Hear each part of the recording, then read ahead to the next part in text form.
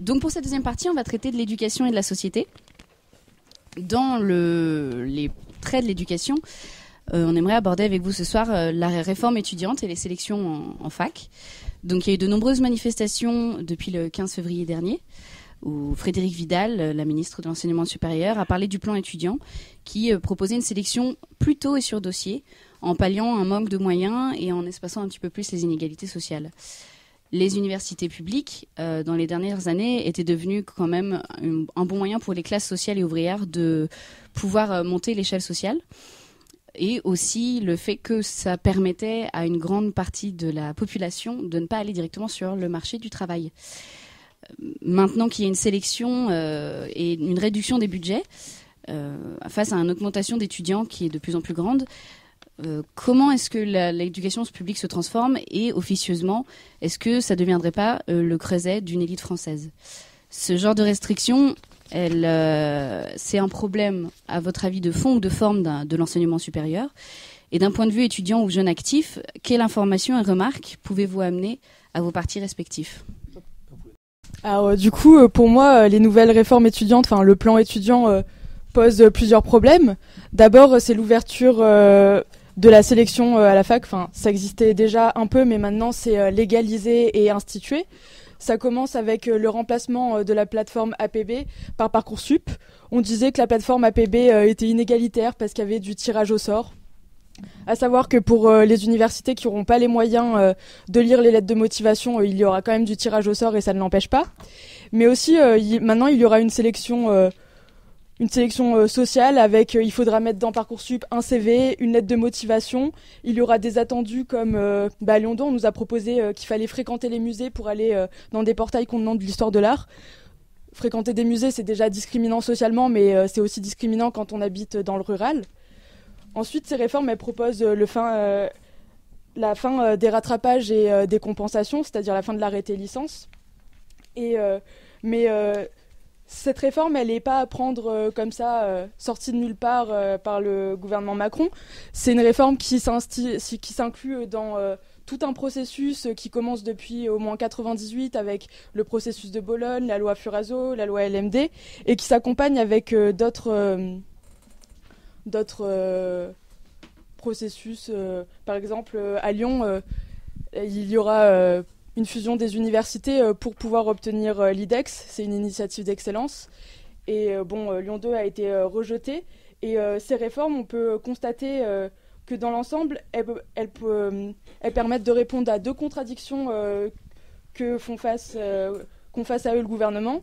D'abord, qu'il y a de plus en plus d'étudiants, mais que l'État veut mettre de moins en moins d'argent. Et pour ça, du coup, grâce à l'IDEX notamment, ils vont pouvoir augmenter les frais d'inscription à la fac.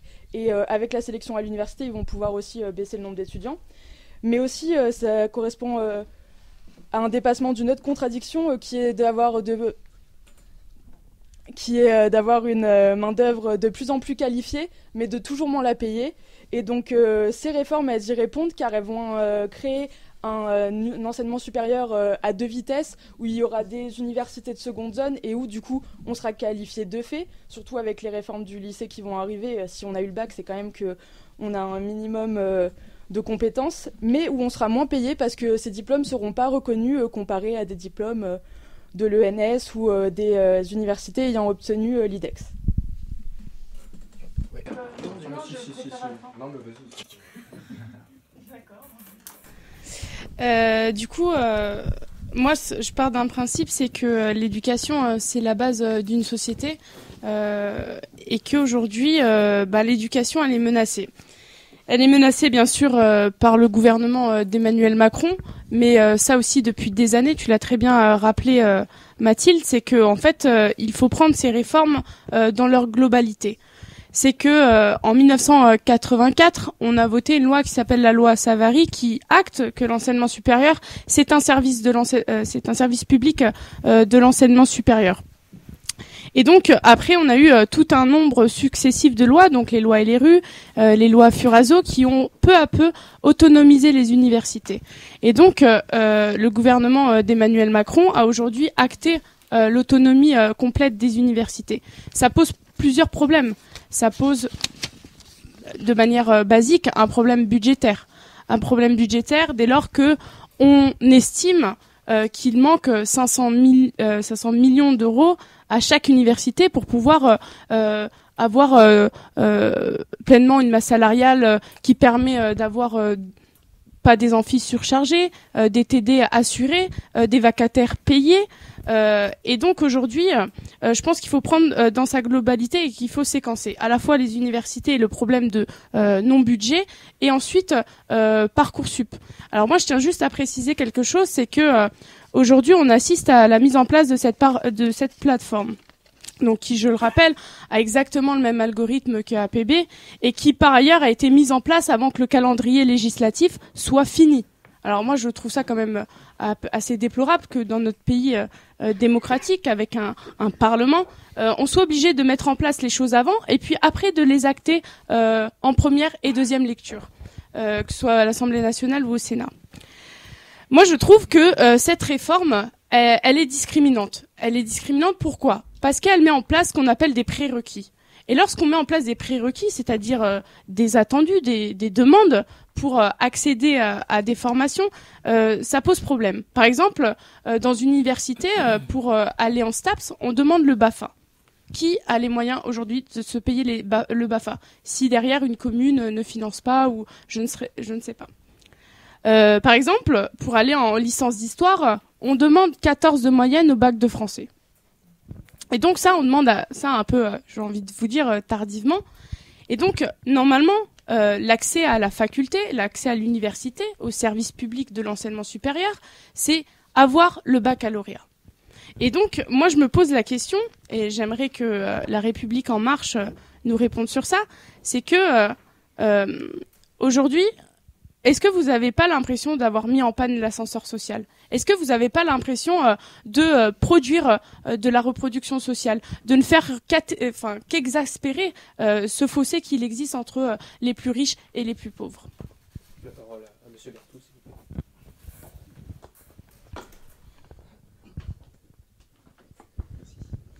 Alors nous sommes favorables à certaines propositions, notamment la suppression du tirage au sort, qui est une absurdité totale, mais également avec aussi la fin programmée du régime de sécurité sociale étudiante, notamment la LMDE, qui était complètement inefficace et noyautée par la gauche. En revanche, nous pensons que le gouvernement ne prend pas le problème du bon côté. Il s'attaque plutôt aux conséquences du problème au lieu des causes. La cause, c'est la massification à marche forcée des études supérieures, avec notamment le bac pour tous, qui est né sous l'idéologie socialiste dans les années 80, notamment 85, où on a voulu amener 80% d'une classe d'âge au bac, même aujourd'hui 90%. Donc on est passé de 250 000 bacheliers en 85 à 640 000 aujourd'hui, en 2017. Et ce fiasco, finalement, c'est l'aboutissement d'une logique égalitariste conduisant tous les élèves dans un système hyper uniformisé, allant du collège unique au bac pour tous. Donc ce bac que l'on a donné de façon démagogique a complètement perdu de sa valeur. Et cette sélection, au final, a disparu. Alors nous, ce que nous proposons, c'est de, bien évidemment, valoriser la pluralité des parcours, conformément à la diversité des profils des élèves, et surtout à la réalité aussi du marché du travail. Et enfin, et un point essentiel et qu'on a défendu pendant la campagne présidentielle, c'était bien évidemment de revaloriser les filières professionnelles. Ces filières professionnelles qu'on a complètement méprisées, que ce soit sous des gouvernements de droite comme de gauche. Donc nous voulons redorer leur image, nous voulons que ces filières de professionnels, d'apprentissage soient davantage proposées aux élèves, et parce qu'elles sont vecteurs d'excellence, notamment dans le domaine de l'artisanat, et elles permettent la transmission d'un savoir-faire français qui est de qualité et reconnu dans le monde entier. Moi, je suis également favorable à cette sélection à la fac. Je voudrais rappeler quelque chose, par contre, qui est fondamental pour moi. C'est que tout jeune qui a les examens nécessaires doit pouvoir accéder à une formation universitaire, quel que soit le revenu familial de ses parents. Ça doit pas être un frein. Le revenu familial ne peut être un frein. Après, je pense qu'il faut avoir une analyse lucide. On est dans une situation où les filières sont bouchées. où le lycée prépare et oriente mal, les amphithéâtres sont surchargés et il y a un taux d'échec qui est alarmant. Moi, je pense qu'on doit passer de ce qui existe maintenant, c'est-à-dire une sélection par l'échec, à une sélection au mérite, et que l'université doit effectivement s'adapter à un ensemble de réalités qui sont les réalités du marché de l'emploi et du monde du travail. L'université, c'est un engagement de la société et de l'État pour la jeunesse. L'université n'est pas gratuite, c'est un mythe. L'université, c'est un engagement financier au niveau de l'éducation pour préparer les jeunes, etc. Aujourd'hui, on est dans une situation où finalement, on conduit un ensemble de jeunes dans des filières qui les mèneront directement à la case Pôle emploi. Et ça, je pense que c'est un manque de courage de nos responsables publics et c'est quelque part une trahison qui est faite à la jeunesse.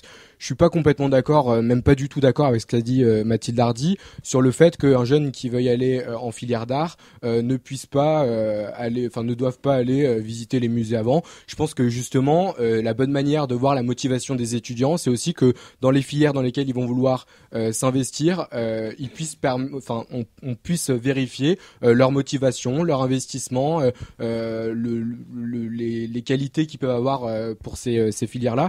Et je suis pas d'accord avec ce que tu viens de dire. Enfin, la thématique des filières professionnelles, de la formation et de l'apprentissage a été abordée. Et moi, là-dessus, je voudrais poser une question concrète à ma collègue de La République En Marche. Aujourd'hui, et pour la première fois depuis l'acte 1 de la décentralisation, le gouvernement va retirer une compétence des collectivités territoriales, en l'occurrence de la région, pour la recentraliser. C'est ce qu'il va faire pour la réforme de l'apprentissage. Le gouvernement veut transmettre la compétence des régions aux branches professionnelles.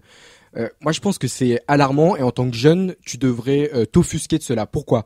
Parce que aujourd'hui, les régions, qu'elles soient gérées de gauche, de droite, voire du côté de la Bretagne par quelqu'un qui est dans votre gouvernement, en tout cas proche, puisque c'était Jean-Yves Le Drian, tout le monde s'oppose formellement à cette réforme qui va conduire à quoi ? Elle va conduire à ce que les centres de formation dans les territoires, qui sont dans des filières et dans des branches professionnelles qui sont pas riches, c'est-à-dire les filières qui forment à l'agriculture, qui forment à la coiffure, qui sont isolés dans les territoires et qui ont besoin d'investissements forts pour qu'il y ait des internats parce que les étudiants qui sont formés, les apprentis, peuvent pas rentrer chez eux le soir, etc. Ces filières-là vont disparaître. Et aujourd'hui, alors que globalement, il semble que ça fasse consensus, il y a une nécessité de revaloriser l'apprentissage et la formation et d'expliquer que ça peut être une voie d'excellence et qu'il n'y a pas que le bac et que le bac c'est pas un passeport aujourd'hui pour réussir dans la vie. Je trouve que c'est un signal qui est particulièrement alarmant et je voudrais t'entendre là-dessus parce que concrètement, c'est une réforme qui a été annoncée et qui me semble mais complètement hallucinante. Donc je voudrais t'écouter sur ce sujet. Pardon. Merci. J'ai entendu pas mal de choses intéressantes. Alors tout d'abord, concernant le fait qu'on prend la compétence des régions pour la donner aux entreprises. Moi, ce que j'aimerais dire aujourd'hui, c'est que un jeune qui va en apprentissage, il y va pourquoi ? Il y va parce qu'il veut être dans le concret, parce qu'il veut voir le monde de l'entreprise et il veut donc avoir d'un côté les cours, mais aussi l'entreprise. Donc l'entreprise connaît ses besoins. Dans les territoires, les entreprises, elles remarquent certaines choses. Donc pourquoi ne pas donner plus de flexibilité et remettre l'entreprise au cœur du dispositif ? C'est quand même eux qui sont concernés là. Je vais d'abord traiter les autres points et vous pourrez intervenir si vous le souhaitez. Donc on a par exemple maintenant plus de flexibilité et on va permettre au CFA de s'adapter dans les régions aux entreprises des besoins dans le territoire. Ce qu'il faut savoir, c'est que ça entraîne tout un tas de choses au niveau de la réforme sur la formation pro. On a pas mal de choses comme moduler la durée du contrat selon le niveau de qualification. On va pouvoir avoir la possibilité d'embaucher tout au long de l'année. Enfin, il y a tout un tas de choses qui vont changer parce que on écoute quelque part les besoins de l'entreprise et du jeune qui va rentrer dans la filière d'apprentissage. Ce qu'il faut, je vais revenir sur les points évoqués entre autres par Mathilde. la fin des rattrapages. C'est pas vrai, c'est pas du ressort du gouvernement. Donc les fake news, c'est pas encore le sujet. Il me semble que c'est le sujet d'après, mais bon, voilà. Sur ce point-là, concernant l'IDEX, c'est un label d'excellence. Quelqu'un qui a un diplôme d'une université qui fait partie du label IDEX, le diplôme ne va pas valoir plus que celui d'une université qui n'en fait pas partie. C'est pas vrai. Ensuite, concernant l'augmentation des frais d'inscription, là aussi, c'est pas vrai. À la rentrée prochaine, il n'y a pas d'augmentation des frais d'inscription. Par contre, il y a 1 milliard d'euros d'investis pour financer des postes, créer des places en plus, et ça, personne ne l'a fait depuis 10 ans. Donc, pourquoi ? Parce que ce qu'il faut savoir, c'est qu'aujourd'hui, vous avez parlé du bac. On a un taux de réussite exceptionnel. Par contre, quand on voit que ces jeunes qui ont réussi le bac, ils arrivent en L1, qu'il y a 50% d'échecs, on se dit c'est qu'il y a quelque chose qui ne va pas, qui ne tourne pas rond quelque part. Donc, qu'est-ce qu'il faut faire ? Il faut accompagner ces jeunes-là, les préparer entre le lycée et l'enseignement supérieur. Il faut vraiment... c'est quelque chose qui se passe entre le lycée et l'enseignement supérieur, donc il faut faire un focus à ce niveau-là. Donc, c'est ce qui est prévu. On a parlé du baccalauréat qui perd de sa valeur. Là aussi, il y a des choses qui sont faites. Donc, avec ces réformes, on va préparer les jeunes pendant 3 ans aux études supérieures, avec un tronc commun. Il faut bien avoir des bases communes.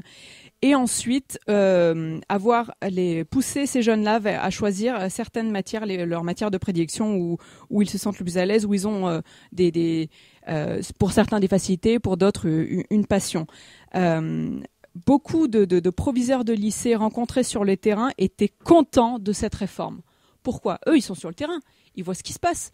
Ce qu'il faut expliquer là, c'est que on va avoir avec cette réforme donc des matières. On va pouvoir donner aux élèves le choix de s'orienter vers certaines matières en particulier. On va avoir aussi 40% de contrôle continu et 60% en examen final. Pourquoi ? Parce qu'aujourd'hui, un élève qui se prépare pendant 3 ans au bac, le jour du bac, il peut avoir, je sais pas, quelque chose qui se passe pas bien et bam.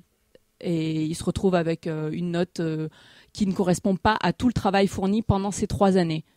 Donc, il est important aujourd'hui qu'on prenne en compte tout le travail qui a été effectué dès la première année avec ce contrôle continu et en particulier avec les profs qui connaissent leurs élèves, qui les ont accompagnés depuis le début. Dans certaines régions en particulier, moi je viens d'Ardèche, il y a certains de mes, pour vous donner l'exemple, certains de mes professeurs que j'ai au lycée, je les connais depuis le primaire collège. Qu'est-ce que ça veut dire ?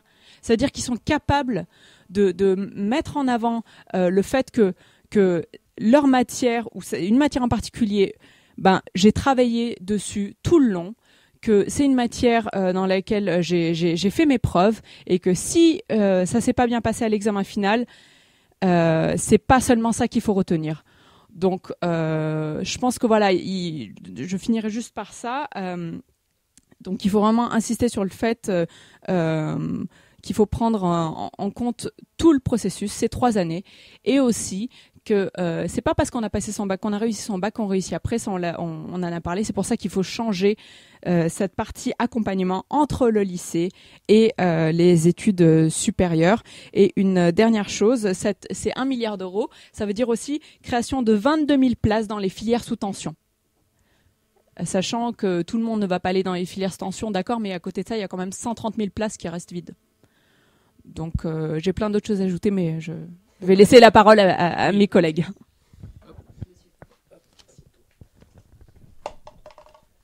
Je voulais juste dire un mot sur la formation, mais il me semble, enfin, ça m'est revenu, je crois que c'est le sujet qui est juste après sur l'accès à l'emploi. Donc la formation, on y vient après. Et rien que ça, enfin, on est parti de la sélection à la fac et forcément c'est plus global. On parle d'éducation en général, donc en essayant d'être synthétique, je trouve c'est assez révélateur de la méthode Macron. de réforme. Vraiment. C'est intéressant parce que il prend vraiment lui et son gouvernement évidemment, il prend par petits bouts. Il y a des choses bien dans le projet de loi étudiant typiquement, je sais plus qui l'a évoqué, mais sur la question des sécurités sociales étudiantes. Alors ça porte débat à gauche, hein, mais je veux dire tout le monde sait que ça ne marche pas. Non mais il suffit d'être affilié à une sécurité sociale étudiante pour voir l'efficacité du système, tout simplement. Après, pour ceux qui le défendent avec acharnement, à grands mots d'autonomie, bon, on peut se demander quels sont les intérêts. Ça ne marche pas. Donc personnellement, à titre personnel, après au Parti socialiste ou même, à gauche, je pense, hein, ça porte débat parce que on n'a pas, il y a vraiment à gauche ou à droite, il y a vraiment encore une fois, ça transcende les simples forces politiques. Après, le problème, c'est que tu viens de le dire, c'est pour ça que je reprends là-dessus. 1 milliard, d'accord. Le vrai problème, c'est que Blanquer, je trouve, fait un bon boulot pour l'instant sur l'éducation nationale. Mais le problème, c'est qu'on a deux limites. Le problème de l'éducation en France, dans l'éducation, j'englobe le supérieur. C'est d'abord tout ce qui relève de l'école élémentaire. C'est ça, tout le monde le dit, tout le monde le sait, et je crois que c'est toi, Anaïs, qui parlait de service public de la petite enfance, et c'est ce qui nous distingue par le bas du coup de beaucoup d'autres pays européens, c'est qu'on n'a pas ce service public de la petite enfance qui nous handicape complètement, et le supérieur. Et le supérieur, tout simplement, on a arrêté d'investir dans l'université depuis, gauche et droite confondues, hein. Voilà, tout le monde en prend pour son grade, depuis 15 ans, même pas plus de 15 ans d'ailleurs, depuis une vingtaine d'années. C'est plus un choix d'investissement, parce que l'investissement, c'est le jargon économique. Je parle pas d'investissement en termes simplement rentabilité ou autre. On a arrêté de tout simplement de prendre soin de la génération la plus proche de l'entrée sur le marché du travail. Et là, je raisonne simplement en termes économiques parce qu'on pourrait considérer que l'enseignement supérieur, c'est pas seulement en vue de s'insérer sur le marché du travail, mais c'est un autre débat. Et on a arrêté d'investir là-dedans. Et à mes yeux, c'est un des plus grands manques d'ailleurs du quinquennat de François Hollande dernièrement, c'est que l'enseignement supérieur, c'est pas seulement une priorité parmi d'autres, c'est la priorité, c'est là où se forme la génération de demain. Et pas seulement en termes d'insertion sur le marché du travail pour être compétitif sur le marché de la compétition généralisée à l'échelle globale. Je ne vais pas vous ressortir la thématique classique sur le sujet. C'est plus que ça. Et c'est plus une priorité. Et on ne peut plus raisonner seulement en termes de moyens. Évidemment, il y a 1 milliard de plus. Je l'avais vu aussi parce que je me disais, évite de raconter des bêtises sur le projet Macron, du coup je me suis renseigné, donc j'avais vu aussi pour les 1 milliard, mais le problème il n'est pas seulement budgétaire, sachant que 1 milliard je pourrais être taquin et dire que c'est pas du tout, c'est rien, c'est une goutte d'eau, sauf qu'effectivement c'est la première fois depuis plusieurs années qu'on a 10 ans, tu l'as dit. Donc c'est la première fois depuis 10 ans, d'accord, qu'on a ces moyens-là. Mais ça ne suffit pas. Il y a une révolution conceptuelle copernicienne à faire sur le sujet. Du coup, je vais pas monopoliser. Donc voilà. Et ça mériterait débat. Mais moi, je ne comprends pas pourquoi à gauche comme à droite, comme chez Macron, enfin à droite du coup, je comprends pas. Non mais c'était une pique. Mais je comprends pas comment ça se fait. Tout gouvernement confondu encore une fois, que après une élection présidentielle, surtout pendant l'été, en plus tout le monde est, en l'occurrence les étudiants sont en vacances, pourquoi il faut des assises, mais pour réorganiser complètement le sujet. La dernière fois où ça a été fait, c'était Valérie Pécresse effectivement pour la loi. J'allais dire LRU, pour la loi sur les universités, mais ça a pas été suivi des faits. Il y a eu un souffle en 2007, un peu comme pour le Grenelle de l'environnement, mais il n'y a pas eu d'effet ensuite. Et je conclus, j'ai conclu, voilà.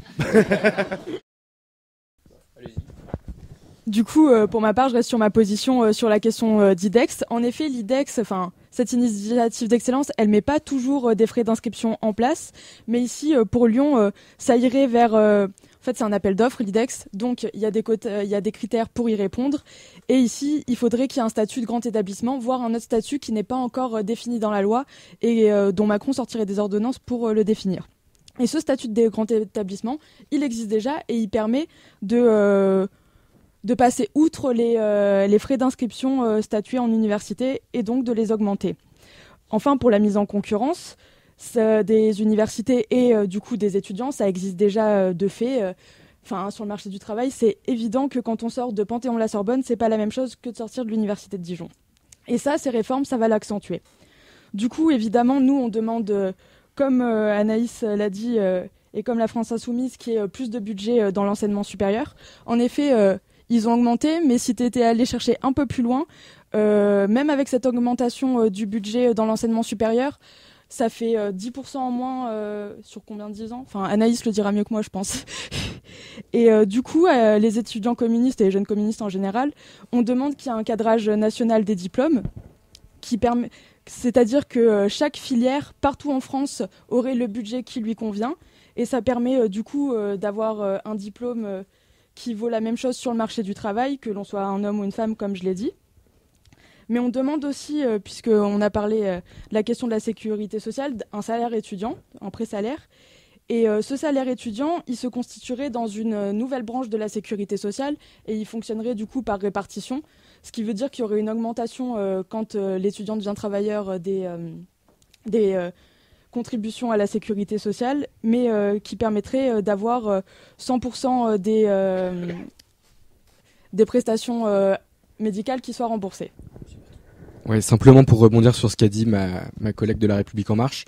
Alors, je comprends que tu veuilles défendre le projet de réforme apprentissage du gouvernement. Par contre, juste te rappeler une chose, c'est que les branches professionnelles, c'est pas les entreprises. Les branches professionnelles, c'est il y en a des centaines et des centaines, mais c'est pas l'entreprise directement. Si tu vas sur les territoires et si Emmanuel Macron était allé sur les territoires, il verrait que les petites entreprises dans les territoires, elles sont pas satisfaites de cette mesure et de cette proposition de réforme. Mais tu me dis que tu viens de l'Ardèche et alors là, ça me scotche encore un peu plus parce que franchement, pour une Ardéchoise, je sais pas si c'est le côté juriste européen qui t'a fait oublier la réalité du territoire, mais je t'invite à rencontrer les centres de formation en Ardèche, les missions locales en Ardèche, et leur expliquer que lorsque demain il y a la réforme de l'apprentissage qui va être portée par le gouvernement Macron, quand demain t'as des métiers d'art qui touchent à l'artisanat, à la culture, etc., qui vont disparaître suite à cette réforme de l'apprentissage. Quand demain, tu auras des agriculteurs en Ardèche qui pourront plus former de jeunes, quand on sait l'acharnement qu'il y a sur l'agriculture française, c'est quand même fort de café. Je sais pas comment on peut arriver à défendre quelque chose qui est juste à l'encontre de tout bon sens et de tout pragmatisme. Venant d'une Ardéchoise, c'est vraiment désolant. Monsieur Berthoud, d'abord.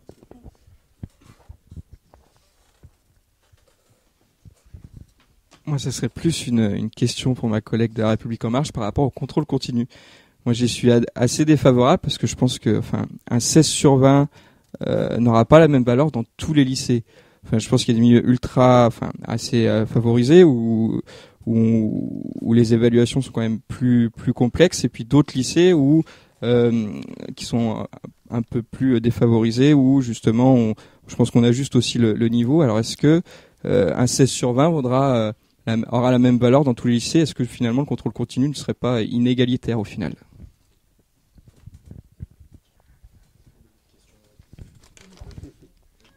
Moi, je tenais juste à rebondir sur le budget. Donc, depuis tout à l'heure, on se gargarise d'avoir 1 milliard pour l'enseignement supérieur, sauf que lorsqu'on les recoupe en 5 ans, ça nous fait 200 millions d'euros. Et puis on enlève finalement ce qui a fait le gouvernement d'Emmanuel Macron dans le projet de loi de finances, 323 millions d'euros. Finalement, à la fin, il reste pas grand-chose. Ce que a besoin l'enseignement supérieur et la recherche et l'innovation, c'est 1 milliard par an. Et c'est ce que devrait avoir l'enseignement supérieur. Du coup, vous souhaitez répondre à la question? Oui. Il y a pas mal de questions. Je vais commencer par exemple par celle sur les centres de formation d'apprentissage. C'est pas que les entreprises, mais c'est beaucoup ça concerne en tout cas pas mal pardon, c'est trop là. D'accord, je vais le faire très court. D'accord. Aujourd'hui, dans le cas de l'Ardèche, par exemple, on a pas mal d'entreprises dans le BTP, pas mal de façadiers qui n'arrivent pas à trouver des jeunes qui sont formés. Pourquoi ? Parce qu'il n'y a pas de formation dans les CFA concernant la façade, tout simplement. Donc, ce qu'on propose, ça permettrait aussi un peu de s'orienter et de proposer des formations qui seraient adaptées par rapport aux besoins des territoires et des entreprises. Ensuite, concernant le budget, oui, c'est 1 milliard d'euros, c'est pas mal. Pour certains, c'est pas assez. Pour d'autres, c'est pas mal. C'est plus que ce qui n'a été fait jusque-là. Ça ne sera jamais assez, mais on travaille en tout cas dans cette direction et je pense que c'est déjà un premier pas. Et en tout cas, ensuite, concernant le contrôle continu. Donc aujourd'hui, un 16 sur 20, mon collègue me dit, vaut plus que ce qu'il ne vaudra si demain l'examen final vaut 60%, contre 40% pour le contrôle continu. Oui, mais à l'inverse, ça veut dire que ce qui a été fait toute l'année n'est pas pris en compte. On ne prend en compte que la fin. Ça veut dire qu'un étudiant aujourd'hui qui le reste de l'année ne se soucie pas vraiment de ses cours ou autre, il se dit je m'en fous, je vais juste travailler à fond à la fin et j'aurai une bonne note et c'est tout. Et c'est dommage. C'est un peu discriminant aussi par rapport aux gens qui peut-être ont des difficultés sur telle ou telle matière et qui eux toute l'année vont essayer de fournir un travail régulier et c'est ça aussi qu'on va pouvoir mettre en valeur quelque part parce que il faut mettre ça aussi en valeur. Donc celui qui a 16 sur 20 au final, c'est peut-être aussi une personne qui travaille toute l'année donc il sera pas pénalisé au fond. Ce qu'on veut remettre au centre, c'est la méritocratie. C'est un mot qui a été utilisé par beaucoup, mais ici, c'est vraiment le cas. Travailler toute l'année de manière régulière. C'est ça qui est mis en valeur.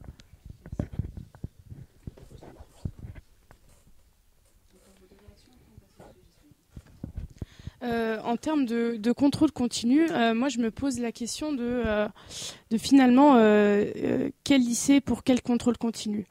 Moi, je me demande si, par exemple, dans des lycées, par exemple, je vais prendre celui de Vaux-en-Velin, Douaneau, un lycée de secteur qui accueille beaucoup plus de néo-bacheliers que d'autres, qui a le moins de moyens dans tout le Rhône. Est-ce que ce lycée est vraiment en capacité de donner les mêmes moyens à tout le monde de pouvoir réussir un enseignement où on n'est pas 35 ou 40 dans une classe? Et moi, je me pose cette question. Donc, effectivement, alors soit on fait comme Anissa Keder, on propose de mettre des paravents dans les classes, soit on donne les mêmes moyens à tout le monde de pouvoir réussir. Et donc, moi, je me pose la question de, est-ce que, par exemple, je pense que si je pose une question, ça va pas... Ouais, non, il faut éviter. On en parlera, mais si par exemple vous mettez en place ce contrôle continu, est-ce que derrière, bien sûr, est-ce qu'il y aura les moyens pour tous les lycées, pour tous les enseignements, les mêmes moyens à tout le monde? Moi, c'est la question que je me pose. Je voulais simplement souligner que pour un système méritocrate, il comprend quand même une contradiction. C'est-à-dire qu'il faut comprendre que un lycéen, quand il entre au lycée, chaque lycéen n'a pas les mêmes facultés qu'un autre, et surtout, il n'a pas eu la même éducation et il n'a pas le même capital culturel. Et l'évaluer dès le début pour son bac, ça le discrimine énormément parce que si nos parents n'ont pas les moyens de nous acheter des professeurs particuliers à côté du lycée, tant pis, on passera pas le bac, parce que c'est ça la réalité du contrôle en continu. C'est qu'on n'a même pas le droit à l'amélioration, puisque si on a des mauvaises notes dès le début, on sera pénalisé jusqu'à la fin du bac, et malgré une amélioration, on ne pourra pas obtenir notre bac. Du coup, on va pouvoir enchaîner donc sur le sujet suivant, qui est celui de l'accès à l'emploi. Donc un peu le stade au-dessus de la fac. Donc on a pu le voir, le chômage persistant s'est traduit donc par des difficultés d'accès à l'emploi et les jeunes sont les premiers concernés. Leur insertion dans le milieu du travail est devenue plus lente et plus chaotique. Dans les premières années qui suivent la fin de leurs études, la majeure partie de ces étudiants sont plus souvent au chômage. Et quand ces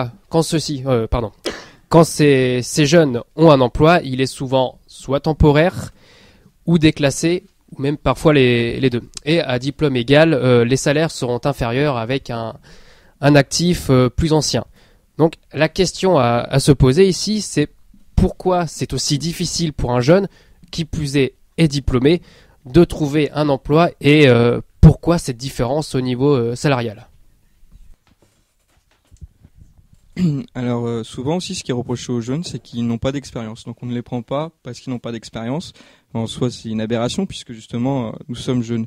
Nous pensons qu'il faut davantage développer l'alternance dans le milieu universitaire, augmenter le nombre de masters professionnels, de licences professionnelles, pour permettre à tous ces jeunes, à nous jeunes, d'avoir aussi un premier pas dans le monde des actifs. Donc ça c'est un premier point. Et un deuxième qui va faire sûrement sursauter ma collègue de la France Insoumise et communiste, c'est que nous défendons la priorité nationale. Donc c'est-à-dire qu'en période de chômage de masse, comme vous l'avez dit, il me pense normal que nos compatriotes aient un avantage dans leur pays, donc un avantage pour être employés. Donc nous sommes cohérents et nous demandons que cette priorité nationale soit appliquée. Et je demanderai à mon collègue des Républicains s'il est d'accord avec ça. Je crois que avant de rentrer dans les polémiques inutiles, tu devrais te mettre en condition et penser ce que doit être demain l'université. Tu l'as dit, l'université elle doit être professionnalisante. Moi, ce que je voudrais dire, c'est qu'aujourd'hui, quand on parle d'accès à l'emploi, il y a un problème fondamental, c'est que quand on est jeune lyonnais et qu'on sort de l'université, l'accès à l'emploi, il est moins compliqué que quand on vit au fin fond de l'Ardèche, pour reprendre l'ancrage de ma collègue En Marche. Aujourd'hui, quand on parle d'accès à l'emploi, on parle pas de l'accès au haut débit pour les territoires et pour les jeunes entrepreneurs dans les territoires. On parle pas des transports, surtout depuis que le coût du diesel et de l'essence vient d'augmenter et vient d'affaiblir encore les citoyens français qui vivent dans les zones rurales. On parle pas de services publics, alors qu'il y a encore des classes qui vont fermer dans les milieux ruraux qui sont affectés une nouvelle fois. Et je crois que on doit prendre conscience que cet accès à l'emploi, c'est un tout. C'est un tout et on doit professionnaliser les universités parce qu'on doit préparer nos jeunes. On doit être préparé à être demain potentiellement qu'on puisse attirer sur le marché de l'emploi, parce qu'aujourd'hui on n'attire pas sur le marché de l'emploi parce que on n'a pas de qualification et pas de sensibilité par rapport au monde professionnel, mais on doit aussi répondre à toutes ces problématiques, ce que ne fait pas le gouvernement actuel, qui sont celles des territoires qui sont complètement isolés des bassins d'emploi aujourd'hui. Alors, moi, je tiens juste un moment reposer le débat de ce que vous êtes en train de dire, Monsieur Berthoud, qui est complètement insensé sur la préférence nationale. C'est que lorsque on veut travailler, qu'est-ce qu'il nous faut? La primauté, qu'est-ce qu'il nous faut? Des papiers, bien sûr. Donc, pour travailler, il faut des papiers. Donc, je vois pas où est la préférence nationale. Donc déjà, il faut déconstruire ce mythe selon lequel les migrants, les immigrés viennent nous prendre notre travail. Et donc, moi, je pense qu'il y a quelque chose déjà qu'il faut resituer, c'est que ce n'est pas à l'entreprise de dicter ses lois en matière d'éducation. Effectivement, il y a la dualité entre ce que nous délivre le diplôme, des compétences ou des connaissances. Moi, aujourd'hui, je tiens juste à vous amener un chiffre, c'est que aujourd'hui, c'est 25% des jeunes qui sont au chômage. Et c'est un des taux les plus élevés en Europe. Donc je pense qu'il faut se poser des questions. C'est quel travail voulons-nous? Aujourd'hui, le travail dans notre société, il est en pleine mutation. Parce qu'on n'est que dans une société de services tertiaires. Et donc, moi, ce que j'ai envie de vous dire, c'est que un diplôme qualifiant, oui. Et bien évidemment, il n'y a pas que l'université pour pouvoir avoir un emploi. Il y a les formations professionnelles, il y a d'autres canaux pour pouvoir avoir un emploi. Les diplômes, ils permettent juste d'être opérationnels rapidement dans une entreprise, mais c'est aussi à l'entreprise de pouvoir former. C'est vrai qu'on nous demande souvent ah oui, mais vous n'avez pas d'expérience. Comment peut-on faire notre propre expérience si derrière on n'a pas une formation qui nous permet d'être opérationnel. Et donc, Donc nous, nos solutions, c'est bien sûr d'avoir un diplôme pour tous, mais c'est aussi des conditions de travail qui permettent de pouvoir vivre correctement dans le travail et dans la rémunération, et que ce ne soit pas spécifique qu'aux jeunes. Aujourd'hui, on assiste, comme je l'ai dit, à un changement du monde du travail, et donc je pense qu'il faut le prendre en considération. Il y a plein d'opportunités, il y a plein de choses dans lesquelles on peut créer de l'emploi. Il n'y a pas seulement les entreprises. Il y a aussi, par exemple, en ce qui concerne la transition écologique. La transition écologique, si nous l'appliquons, si nous étions un tant soit peu responsables face à la 6e extinction qu'on est en train de subir dans notre monde, selon un rapport AFTER, c'est 400 000 emplois dans le secteur agroalimentaire qui pourraient être créés dans les années à venir. Et bien sûr, ça pourrait aussi permettre de désenclaver les milieux ruraux. Autre chose, il y a nos façades maritimes qui sont on va dire une richesse dans notre pays. On a des jeunes qui sont polyglottes. Peut-être que vous, au Front National, vous les stigmatisez. Par contre, nous, à la France Insoumise, on pense que c'est une richesse. Et pour ça, on voulait mettre en place le plan mer. Le plan mer, ça permet une création de 300 000 emplois. Alors, moi, je peux vous dire qu'il y a des solutions. Il y a des solutions si on pense un tant soit peu le travail d'une autre manière et qu'on arrête d'être complètement dogmatique et complètement aigri sur ces genres de questions. Merci. Je voulais revenir sur ce que ma collègue de la France Insoumise a dit et d'autres sur l'expérience et l'alternance. Préparer les jeunes à l'emploi, oui, je suis d'accord, il n'y a pas que l'université aujourd'hui. Donc on a parlé de l'alternance, de l'apprentissage. Aujourd'hui, ce qu'il faut savoir, c'est que l'apprentissage est vraiment une voie royale, puisque on remarque plus de 50% d'embauches pour ceux qui partent dans cette voie. Par contre, ça concerne combien de gens ? On n'en voit que 7% des jeunes dans cette direction. Donc je pense qu'il y a quand même quelque part un travail à faire aussi sur le fait de pousser les jeunes plus vers cette voie qui a aujourd'hui une image un peu négative aux yeux de tous. Les parents, les premiers, ont peur quand ils en voient certains dans ces filières-là. Mais il faut vraiment redorer un peu l'image de l'apprentissage, parce que c'est vraiment, comme je l'ai dit, une voie royale pour l'emploi. Parce qu'aujourd'hui, ce qu'on veut, quand on sort des études, c'est avoir un emploi. Moi, je vois des exemples typiques dans ma famille aussi, des jeunes qu'on a envoyés à la fac parce que ça faisait bien, parce que les frères et sœurs sont allés à la fac d'abord et qui ont eu 3 ans d'échecs sur des premières années de différentes filières, droit, langue, etc. Et des gens que j'ai dû vraiment pousser, réorienter vers une filière d'alternance, et qui aujourd'hui ont vraiment réussi à trouver leur voie, alors qu'au début ils seraient pas partis dans cette voie.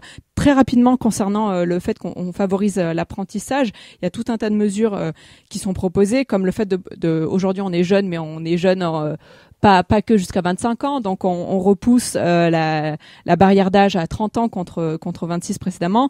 Je l'ai dit précédemment, embauche tout au long de l'année scolaire possible, une seule aide d'État au lieu de 3 auparavant et un crédit d'impôt, donc ça facilite quand même les choses. On va moduler la durée du contrat selon le niveau de qualification, tout un tas de choses, et surtout cibler les niveaux bac et pré-bac, et proposer aussi des prépas d'apprentissage de mise à niveau, parce que peu importe la filière, des fois on a besoin aussi d'une petite mise à niveau, comme on a des L0 dans les universités. Donc voilà pour... Merci. Alors, ça me fait penser que, évidemment, on n'a pas précisé pour l'augmentation du budget dans l'enseignement supérieur, mais il en faut aussi, et pas que dans l'enseignement supérieur, mais dans le secondaire aussi, plus de budget pour les services d'orientation, parce que c'est ça la réalité, c'est qu'on est très mal orienté, on ne sait pas qu'il y a plein de filières qui existent, et déjà, ça permettrait de résoudre plusieurs problèmes grâce à ça. Et après, nous, pour la question de l'accès à l'emploi, on revendique un statut social pour les jeunes. Les jeunes, dès que la scolarité n'est plus obligatoire, donc à la sortie du collège, et jusqu'au premier emploi stable. Et donc ce statut social pour les jeunes, ce serait dans la même branche de la sécurité sociale que les étudiants. Et on demande du coup qu'ils aient un remboursement de leurs frais médicaux, mais aussi un pré-salaire parce qu'évidemment ils vont travailler un jour et ils cotiseront pour avoir leur salaire. Et avec ce statut social pour les jeunes, on demande une fin des contrats particuliers. Je pense notamment à ceux qui font de l'alternance, au service civique ou surtout aux stagiaires dans la santé qui font un véritable travail, le même travail que les salariés et pour autant qui n'ont pas le droit de bénéficier le même salaire. Donc on demande une fin de ces contrats-ci et qu'ils aient le salaire minimum comme tout travailleur.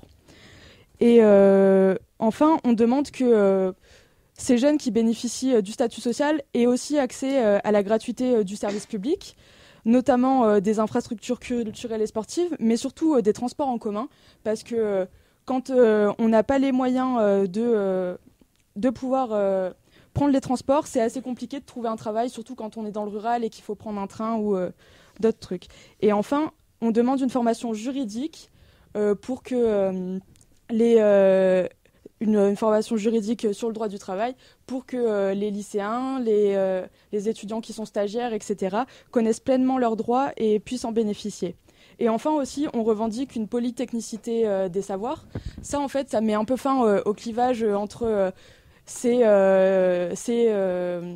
licences, formations professionnalisantes et les formations qu'on dit plus universitaires et générales. En effet, on demande une polytechnicité, c'est-à-dire un savoir-faire plein et total de son travail, et ça évite la division du travail entre quelqu'un qui est, entre un patron et un ouvrier. Le sujet sur l'accès à l'emploi, c'est la formation professionnelle. Enfin, vraiment, c'est le grand sujet, et Macron sera attendu au tournant là-dessus. Mais c'est vrai parce que même stratégiquement, c'est le sujet sur lequel il est attendu puisque c'est l'aspect social de sa flexi-sécurité. Pour l'instant, on a vu la flexibilité avec les lois travail et le volet social qui déjà était plutôt décevant. Enfin, c'est un euphémisme plutôt décevant sur la réforme de l'assurance chômage. Et le second, c'est la formation professionnelle. Et c'est le vrai sujet. À mes yeux, le seul en tout cas, quasiment. Parce que les libéraux, économiquement, pensent que la formation professionnelle peut tout résoudre et que le chômage n'est qu'un problème de formation. Économiquement, on est en désaccord là-dessus. Économiquement, la formation professionnelle est évidemment un vrai sujet, puisque ça fait depuis 30 ans qu'en France, plus de 30 ans maintenant, ça fait depuis presque 40 ans qu'on est au-dessus, on a un plafond, une sorte de plafond de verre du chômage qu'on n'arrive pas à percer, sauf que c'est pas vers le haut, vers le bas de 8%. Ce que dans le jargon on appelle le taux de chômage structurel, qui est lié en partie à un problème de formation. Et ça fait depuis 30 ans, même en période de forte croissance, y compris de 3 à 4%, on n'arrive pas à aller en dessous de 8% de taux de chômage. Après, depuis la crise de 2008, si entre 2008 et 2012 on a eu 1 million de chômeurs supplémentaires, c'est pas parce qu'en 4 ans les gens ont décidé subitement qu'ils auraient un problème de formation. C'est qu'il y a évidemment d'autres facteurs. Mais la formation professionnelle, c'est une des tares de la France sur le sujet. Et c'est un sujet, il y a eu 4 réformes de la formation professionnelle depuis le début des années 2000 et on n'arrive pas à régler ça parce que ça pose des problèmes plus vastes. Ça pose des problèmes beaucoup plus globaux et le premier d'entre eux, à mes yeux encore une fois, mais le Parti socialiste a essayé de s'y attaquer à une époque, c'est le problème du paritarisme et notamment de la place des syndicats sur ce sujet. C'est-à-dire que on a un problème syndical et sur la formation professionnelle en France. Le problème syndical, il tient à quoi? C'est que nos syndicats, ils sont pas représentatifs. Et on a le plus faible taux de syndicalisation, y compris l'UNEF. Et je parle des syndicats de travailleurs. Mais on a un vrai problème de représentativité des syndicats, et parce qu'ils ne sont pas représentatifs, parce qu'ils n'ont pas assez d'adhérents, et un mouvement social-démocrate, qu'est-ce que c'est la social-démocratie au départ? La social-démocratie, c'est l'alliance du parti et du syndicat. Il y a une symbiose. Nous, on n'a pas cette histoire en France. Alors, on l'a pas, c'est historique, c'est pas culturel mais historique. Donc, passons. Le problème, c'est que les syndicats n'ont pas d'adhérents et n'ont pas de membres. Et parce qu'ils n'ont pas de membres et pas d'adhérents, ou pas suffisamment en tout cas, évidemment que la CGT ou la CFDT ont beaucoup d'adhérents, mais parce qu'ils n'en ont pas assez, leurs ressources ne sont pas issues des cotisations des adhérents. Et la formation professionnelle, tout le monde le sait, il y a eu une tonne de rapports, de constats, c'est que la formation professionnelle a en partie pour fonction de financer les syndicats. C'est ça le problème. Mais exactement comme on en parlait tout à l'heure, comme les sécurités sociales étudiantes financent les syndicats étudiants. C'est une réalité du corporatisme professionnel sur ce sujet, et c'est un problème. Et nous, les socialistes, évidemment qu'on évoque, qu'on prend, alors il ne s'agit pas d'imiter, mais il ne s'agit pas de transposer, mais de s'inspirer de beaucoup de pays, notamment nordiques, qui ont les mouvements syndicaux, et encore c'est en train de diminuer aujourd'hui, mais les mouvements syndicaux les plus puissants, les plus forts, les plus représentatifs et les plus indépendants. Parce que tout simplement en Suède, en fait, l'adhésion à un syndicat est obligatoire. Si ce n'est au syndicat, en fait, parce qu'il n'y en a pas 8. Et la formation, du coup, parler de formation professionnelle, ça implique d'élargir le débat à toutes les formes d'organisation de la vie sociale en France, et donc de parler aussi de la représentation syndicale et de la négociation sociale. Et le mouvement social-démocrate, historiquement, c'est ce mouvement qui a été porteur de ces revendications-là. Mais pour l'accès à l'emploi, il y a un vrai sujet, je conclue là-dessus, c'est la formation professionnelle. C'est le sujet. On a 32 milliards qu'on dépense chaque année pour la formation professionnelle. On les alloue pas. Enfin, 90% des gens qui en bénéficient, ce sont pas des chômeurs, ce sont des travailleurs déjà. Donc les chômeurs n'y ont même pas accès. Et c'est le sujet sur lequel il faut se concentrer. Est-ce qu'on a des réactions ? Moi, j'aimerais répondre à ma collègue de la France Insoumise. Je suis un peu déçu qu'elle tombe dans la caricature. Je lui ai rappelé quand même qu'il y a des centaines de milliers de travailleurs détachés qui viennent d'un autre pays, imposés par l'Union européenne, et qui saturent certains secteurs parce qu'ils représentent une main-d'œuvre pas chère. Et j'aimerais ajouter quelque chose, personne n'en a parlé, c'est nos compatriotes d'outre-mer qui sont touchés aussi souvent par un fort taux de chômage. Et nous voulions développer justement nos zones économiques exclusives. Donc nous sommes 2e au niveau mondial, je crois même qu'on est peut-être passé 1er. Et essayer de construire véritablement un projet autour de cet or bleu qu'est la mer. Et en parallèle aussi créer un ministère de l'outre-mer pour bien évidemment mettre en avant cette France d'outre-mer qu'on néglige trop souvent. Alors, le thème suivant, et c'est le dernier, courage. Donc, c'est la loi sur les fake news, donc entre loi liberticide et certification de l'information. Dans une époque numérique où le citoyen est perpétuellement sollicité, le partage de l'information nous transforme en médias à travers des flux laissés sur la toile par des agences de presse ou alors directement sur des pages web. L'information vient aux citoyens selon une logique de popularité et non plus d'entrecoupement des sources. Ça a dû arriver à n'importe qui de cliquer sur quelque chose et de le transmettre sans vraiment regarder d'où ça venait. Donc, importé avec l'élection de Donald Trump en 2016, la notion de fake news et son interdiction ouvrent les débats sur une guerre de l'information et sa démocratisation. Les fake news devenant la concurrence des médias traditionnels, c'est la production des informations qui sera au centre de cette loi. La guerre contre les plateformes est ouverte et les fact-checkers font partie de la contre-attaque. La loi Macron sur les fake news invite à se repositionner face à une liberté d'expression dans les médias. La polémique justement sur ces fake news, c'est un problème sociétal ou démocratique. Et est-ce que la loi est adaptée au phénomène ? Moi, je pense que c'est une loi qui est liberticide. Est-ce que la fake news aujourd'hui, c'est pas simplement l'opinion qui diverge de la doxa ? Demain, avec cette loi, qui va décider de la véracité d'une information ? Est-ce que c'est le CSA dont le président est nommé par le président de la République ? Est-ce que c'est les médias qui sont pas toujours exemplaires en matière de production, voire retransmission de fake news ? Je crois que c'est particulièrement alarmant. Moi, je suis de droite. À droite, en tout cas, on défend la liberté d'expression. Ça m'étonne que le président de la République l'ait oublié. Et très simplement, pour conclure, j'ai découvert dans le journal il y a quelques jours une citation très intéressante d'Emmanuel Todd. Elle dure 4 lignes, donc je vais vous la lire. Il dit « L'électorat est aujourd'hui déstructuré, ce qui rend tout travail d'opposition difficile. C'est dans ce genre de situation où l'on voit l'État prendre son envol et devenir un régime autoritaire. Alors quand le gouvernement veut légiférer sur l'information et retirer au Parlement le droit d'amendement, on a de quoi s'inquiéter. » Et je crois réellement que avec les fake news et avec le projet de retirer le droit d'amendement au Parlement, on peut vraiment s'inquiéter sur ce qu'est la pratique du pouvoir pour Emmanuel Macron.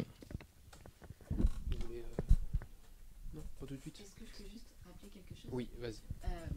Effectivement, quand on parle de fake news, souvent on pense que c'est bonne information versus mauvaise information. En réalité, c'est où est la source de l'information. C'est ça l'important. Donc, d'où la polémique qui est un peu plus grande de savoir si en fait c'est liberticide ou pas, puisque on va savoir qui va produire la bonne information finalement. C'est envers qui, c'est pas si on en accorde du crédit ou pas. C'est là où je voulais vous emmener. Pardon.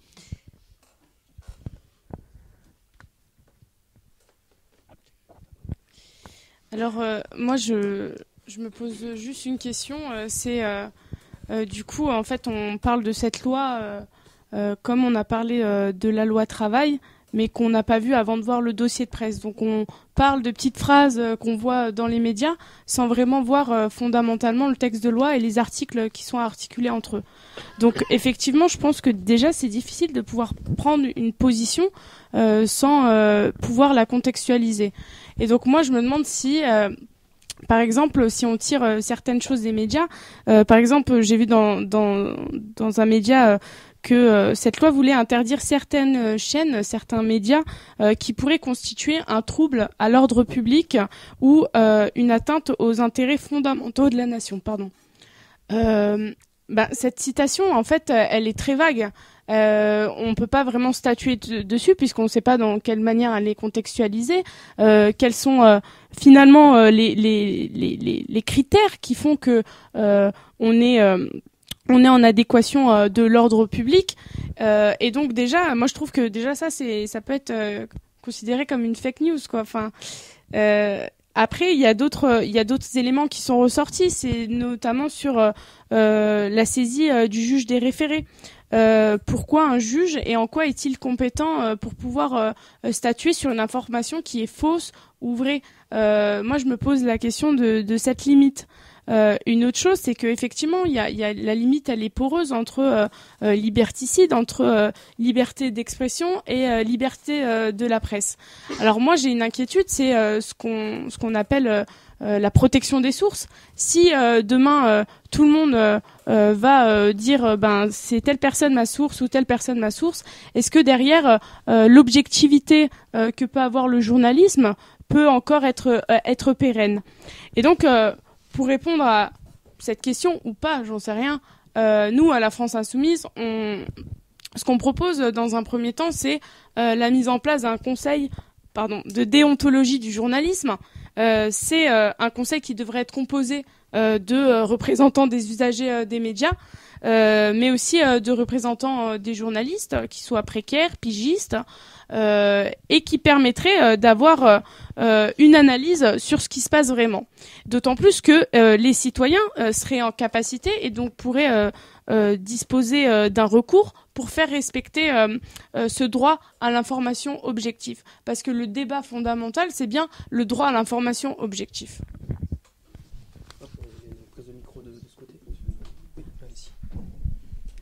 Justement, cette question de l'information objective, elle pose aussi la question de à qui appartiennent les médias, est-ce qu'ils sont indépendants, comment ils sont financés. Et du coup, je suis plutôt de l'avis d'Anaïs, il faudrait des états généraux avec des médias aussi citoyens, parce que des journaux citoyens ça existe, des journalistes qui ont une carte de presse, mais aussi des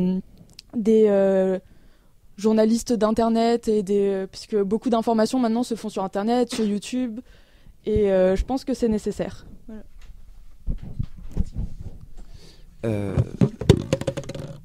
T'as complètement raison Anaïs, parce que le projet de loi on le connaît pas encore, enfin on n'a pas eu encore de dossier de presse, mais donc à ce titre-là on peut pas juger tel quel. Par contre il y a une évolution logique et historique même depuis plusieurs décennies.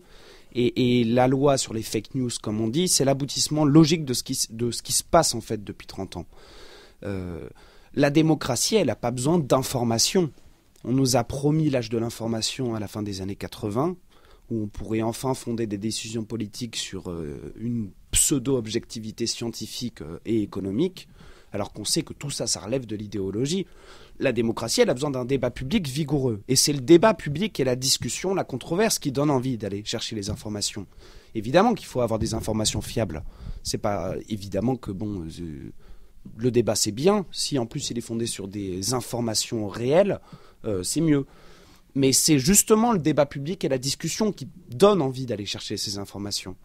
Et aujourd'hui, tout ce qu'on voit dans les médias notamment, c'est pour ça que c'est très intéressant que beaucoup de grands médias s'opposent à cette loi sur les fake news, parce que c'est ce qu'ils ont favorisé depuis 30 ans. Parce qu'aujourd'hui, cette quête d'information, cette idée que je pense personnellement et que tout socialiste devrait penser, complètement illusoire, c'est justement qu'en fait, le débat public, c'est une information vraie, objective, et une information fausse. Et c'est faux. Il y a des contradictions. Il y a des controverses idéologiques. Il y a des visions qui s'opposent. Et c'est pas une histoire d'objectivité ou de subjectivité. C'est comme en économie, où sur toutes les chaînes économiques libérales, on nous explique qu'il n'y a qu'une politique possible depuis 40 ans. Alors que non, c'est pas qu'il y a qu'une politique possible. C'est que aujourd'hui, c'est celle-ci qui est privilégiée, mais c'est pas la seule politique possible. En économie comme ailleurs. Et le journal, on a perdu, c'est ce que l'historien américain Christopher Lasch expliquait très bien dans son livre, mais il y a 30 ans, La révolte des élites et la trahison de la démocratie. On a un art perdu de la controverse. Il y a vraiment, c'est très frappant, je trouve, il y a vraiment un art du débat à tout point de vue, mais en l'occurrence sur cette question des fake news, qui est complètement perdu, parce qu'on pense, et l'exemple le plus caricatural, c'est Aymeric Caron, parce qu'il était sur une émission de grande écoute, c'est vraiment caricatural, parce qu'on est dans il y a des chiffres, il y a des faits, et il n'y a pas de débat en dehors de ça. Ben non, si, il y a des débats, si, il y a des visions qui s'opposent, et Macron ne fait qu'entériner ce mouvement-là. C'est-à-dire qu'il n'y a plus de controverse, il n'y a plus de débat public. Et le problème, la fake news, je ne sais pas si ce sera une loi liberticide, mais c'est même pas le problème, c'est pas le sujet. Le sujet, c'est la dynamique dans laquelle on s'inscrit. Et la dynamique, là, clairement, c'est d'abord, on pense qu'on est à l'âge de l'information, du coup, il y a des choses vraies, des choses fausses, pas de débat. Ensuite, on fait une loi sur les fake news, et encore, c'est que ce que j'ai vu dans la presse, c'est que c'est que pendant les périodes électorales. Donc voilà. Mais la suite, c'est quoi ? Qu'est-ce que ce sera la suite ? Et je trouve que c'est problématique pour le débat public, à la fois dans le milieu médiatique, journalistique, mais aussi dans le milieu politique. Mais c'est en termes de logique, pas en termes, je dis pas que Macron est un dictateur ou le nouveau président du 5e Reich, bien sûr que non. Mais en termes de logique, c'est problématique, parce que ensuite on s'arrête tout, concrètement.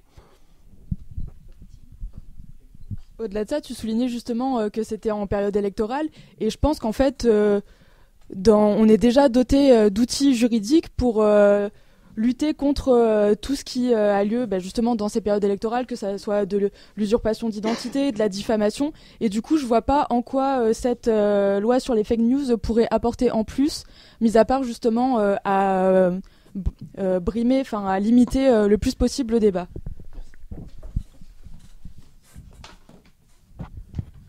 Alors, je pense qu'on a pu remarquer qu'on était en effet tous inquiets de cette loi sur les fake news. C'est en effet une loi qui va peut-être amener vers un contrôle de la parole libre sur Internet. On peut se poser la question de savoir si la France sera toujours une démocratie, si elle commence à museler ses citoyens. Et comme l'a dit mon collègue des Républicains, on peut se demander qui va certifier les informations, qui va décider si une information est fausse ou non. Le gouvernement, peut-être. Donc ça entraîne bien sûr une judiciarisation supplémentaire de la société, et le risque aussi, c'est un certain triomphe de la pensée unique que veut peut-être le gouvernement, et par conséquent une certaine aseptisation de la société. Et nous sommes pour la liberté d'expression, même si parfois nous sommes victimes de fake news. Hein. Je suis un peu déçu que ma collègue de la France Insoumise soit tombée dans ce jeu-là, puisque je la rassure, nous détenons bien ce nom de Rassemblement National, ça a été prouvé, je vous invite à aller voir. Et les adhérents pourront bien évidemment se prononcer dans les semaines qui arrivent sur ce nouveau nom.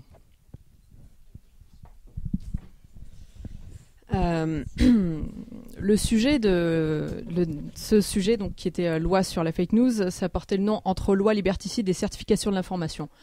Beaucoup ont parlé de l'image qu'ils avaient de cette loi qui était d'après eux, du projet, plutôt liberticide. Mais moi j'aimerais insister sur le côté certification de l'information. cette loi, ça sera une loi sur la confiance dans l'information. Je pense que ce qu'il faut souligner ici, c'est que aujourd'hui, on est submergé par l'information, de partout, les médias écrits, Internet, etc. Et aujourd'hui, beaucoup de gens n'ont pas on n'a pas tous la même culture, la même éducation des médias, et certaines personnes se posent légitimement la question, est-ce que je peux faire confiance à cette information ou pas? Le but ici, avec la loi sur la confiance dans l'information, c'est d'agir vite quand on a une fake news qui devient virale, surtout en période électorale. Pourquoi ? Parce qu'en période électorale, je suis désolée, mais on n'a pas 6 mois des fois pour débattre sur un sujet. Et on l'a vu dans d'autres pays voisins, à quel point ça a pu porter préjudice qu'on ne puisse pas agir sur ce genre de situation. Aujourd'hui, on parle plutôt d'une coopération avec l'État. On parle d'une transparence, par exemple, sur les contenus sponsorisés. Ma collègue de la France Insoumise a évoqué le recours à un processus de référé judiciaire. Pourquoi est-ce qu'on aimerait faire ça aujourd'hui ? Pour pouvoir tout simplement agir plus vite, pour mettre cette processus de référé judiciaire mis en place pourra permettre de faire cesser cette diffusion d'informations fausses, sinon elle sera suivie d'une sanction. L'objectif vraiment aujourd'hui, c'est de lutter contre la désinformation, pas contre la vraie information, et de lutter contre les usines justement à fausses informations qui mènent, dans certains cas, vous l'avez vu vous-même, à la déstabilisation, à l'ingérence de certains États tiers dans la politique interne. Ma collègue Mathilde parlait de questions de l'identité des médias, financement, etc. On parle effectivement de financement, et c'est lié aussi à la question des contenus sponsorisés. Quand on voit ce que la Russie a fait avec les contenus Facebook sponsorisés aux USA, et qu'on sait que la part des citoyens américains est énorme, la part des citoyens américains qui ne s'informent que sur les réseaux et pas dans les médias classiques est énorme. Donc oui, il y a une part de manipulation qu'on aimerait éviter, surtout en période électorale. C'est une période super sensible. C'est une période qui va déterminer, qui va être importante, déterminante pour l'avenir d'un pays tout entier. Le respect de la liberté de la presse, on y est attaché, autant que vous tous. Ce texte, il servira, il est là aussi pour protéger contre les risques de censure privée. Ça sera accompagné aussi d'une action forte sur l'éducation aux médias, j'en parlais juste avant. Et il faut pas oublier qu'il y a une loi de 1881 qui punit déjà la publication d'informations fausses dans les médias, donc là Internet est aussi concerné. Mon collègue des Républicains, au début, quand il a parlé de fake news, a dit a parlé d'une opinion qui diverge. On ne parle pas d'une opinion. Il y a des sensibilités différentes, il y a des opinions différentes. Il n'est pas question d'opinion, il est question d'information fausse, de désinformation. Ici, encore, je le rappelle, d'une question de source, de droit à l'information objective. On a parlé des débats. Dans les débats, les débats, c'est quoi ? C'est des arguments. Il faut bien que les arguments soient fiables. Il faut bien qu'on puisse vérifier les sources et qu'on puisse avancer de vraies informations. Sinon, c'est grotesque. Et on a parlé. D'accord, je conclue rapidement. On a, par exemple, évoqué des instances comme le CSA. Je pense que ces instances ne sont pas inutiles. Elles servent quelque part de garde-fou, tout simplement, pour qu'on ait un débat objectif. Est-ce qu'on a encore des réactions ? Deux dernières réactions et on passe au sujet suivant. Oui, sur la prétendue objectivité des informations qu'on utilise pendant le débat. Le Monde a lancé des codex il y a un an. D'ailleurs, c'est de ça que s'inspire en partie Macron. Début 2017, Le Monde a lancé... il y avait déjà les décodeurs du Monde, comme il y avait un petit peu des intox dans Libération. Et Le Monde a lancé des codex où, en gros, il y avait une petite vignette verte pour ce site qui est fiable, orange pas très fiable, rouge pas fiable du tout, et bleu, c'était humoristique. Mais Le Monde lui-même a relayé des informations qui se sont révélées fausses. Pourtant, il s'est pas mis orange sur sur l'application. Et ça ne veut... Égalité et réconciliation, leur site, par exemple, d'Alain Soral. Ils publient des reportages où ils expliquent qu'en Corée du Nord, en fait, la vie est magnifique et que ils sont plus écolos que chez nous et que c'est génial. Bon, on peut considérer que c'est une fake news. Je suis plutôt de cet avis-là. Et pas que pour ça, d'ailleurs.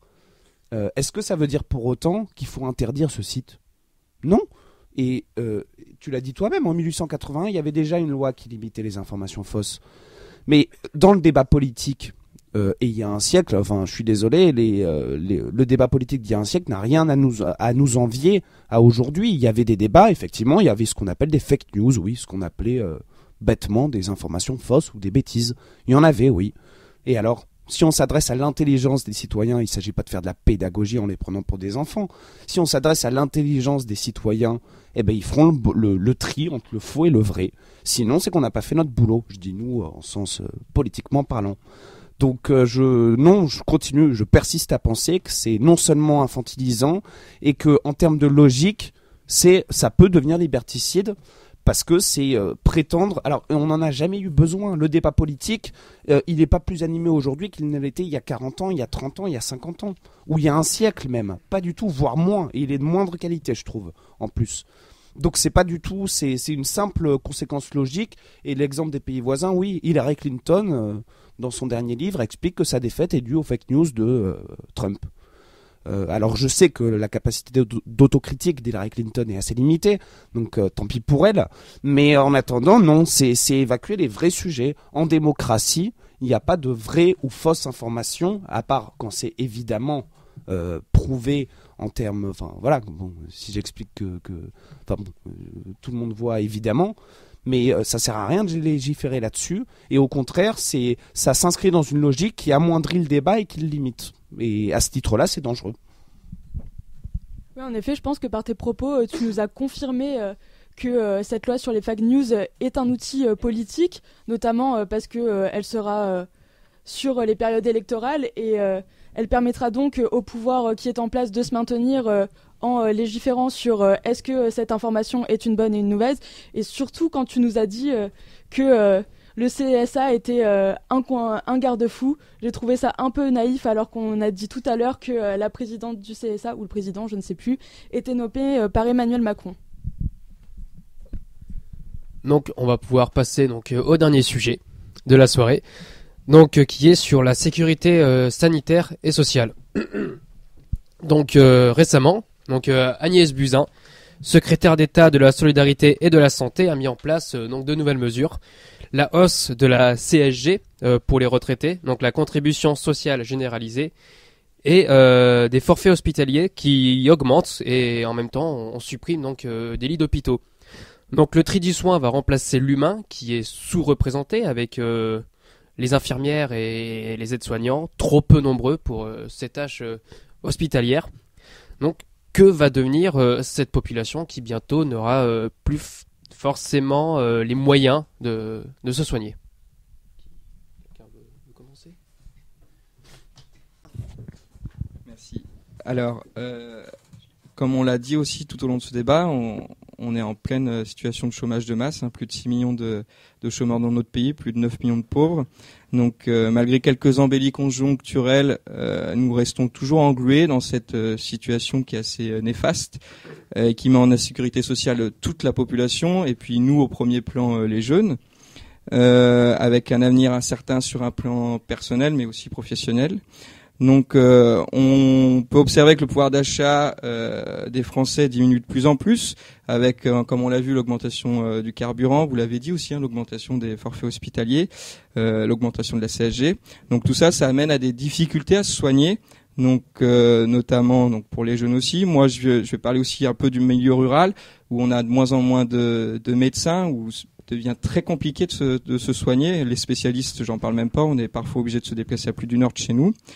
Moi, sur un plan plus personnel, j'ai une maman qui travaille dans un EHPAD, donc avec un personnel très limité, où les conditions de travail sont, on peut le dire, indignes, autant pour ceux qui travaillent que pour ceux qui en font l'usage. Donc cette fragilité sociale, elle crée une fragilité aussi sanitaire, avec derrière des difficultés aussi. Je pense, donc on l'a dit, pour se soigner, mais aussi pour s'alimenter. Donc bien évidemment, on voit aussi le reste dans l'assiette. Quand on a moins de pouvoir d'achat, on achète des aliments qui sont de moins bonne qualité. Cette insécurité aussi sanitaire, donc je la voyais aussi sur le plan de la nourriture, avec notamment tous ces traités de libre-échange votés par, tous ces traités de libre-échange, imposés par l'Union européenne. Je pense au CETA, au TAFTA, mais aussi récemment le Mercosur, qui va d'une part imposer une concurrence déloyale pour nos agriculteurs et d'autre part nous amener des produits dans nos assiettes dont on ne connaîtra pas la provenance, mais aussi les conditions de fabrication. Donc nous sommes cohérents. Bien évidemment, nous avons voté contre ces traités de libre-échange et je demanderai à mon collègue des Républicains pourquoi les eurodéputés LR votent pour alors que quand ils viennent sur les plateaux, les médias, ils disent que ces traités sont néfastes pour nous. Ensuite, donc nous proposions pour nos jeunes d'augmenter de plus de 25% les APL pour leur permettre justement d'avoir un pouvoir d'achat supplémentaire, contrairement à M. Macron qui lui a baissé de 5 € les APL. Et enfin, je pense que pour se réapproprier une sécurité sociale, il est impératif aussi de retrouver notre souveraineté pour pouvoir décider nous-mêmes de notre avenir. Vous voulez répondre, monsieur Taraf ? Vous voulez prendre la parole ? Du coup, en France, on a quelque chose qui existe et qui est une particularité, c'est la sécurité sociale, et qui a été créée par Ambroise Croizat. Et c'est vrai qu'à côté du fait qu'elle existe, le service public, que ce soit pour les EHPAD ou les hôpitaux, manque de plus en plus de financement. Donc même si à côté de ça, on a une sécurité sociale et encore qui ne rembourse pas la totalité, ça devient de plus en plus compliqué de se soigner à moindre frais.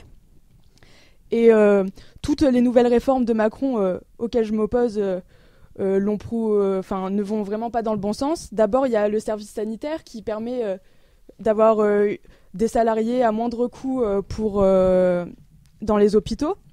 Et aussi, il y a la fin du redoublement pour les premières années de médecine, les PACES, alors qu'il faut savoir qu'aujourd'hui, tous ceux qui sont en deuxième année de médecine, il y a 60% qui ont réussi à aller en deuxième année alors qu'ils ont redoublé.